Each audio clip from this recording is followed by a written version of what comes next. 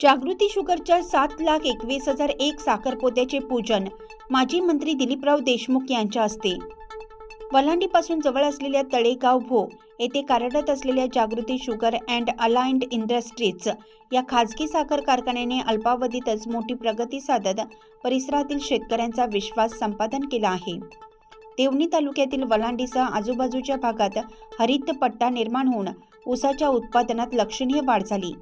कारखान्याच्या 2025-2026 च्या चालू गळीत हंगामात 3,36,460 मेट्रिक टन ऊसाचे गाळप करून 11.57% उतार्यासह तब्बल 7,21,001 साखर पोती तयार करण्यात आली आहेत।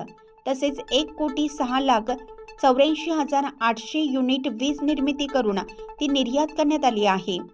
या यशस्वी कामगिरीनिमित्त तयार झालेल्या साखर पोत्याचे पूजन राज्याचे माजी मंत्री सहकार महर्षी तथा कारखान्याचे संस्थापक दिलीपराव देशमुख यांच्या हस्ते शुक्रवारी उत्साहात पार पडले।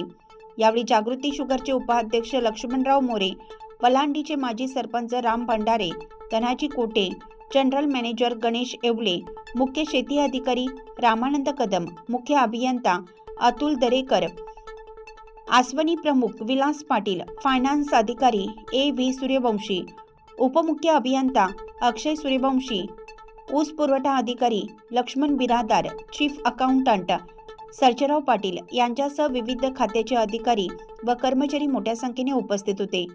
जागृती शुगरच्या स्थापनेला अवघी 14 वर्ष पूर्ण झाली असतानाच मांजरा व तेरणा काठावरील धरण बांधकामामुळे पाण्याचे स्रोत वाढ, ऊस उत्पादकांना चालना मिळाली व शेतकऱ्यांच्या आर्थिक स्थितीत सकारात्मक बदल झाला आहे।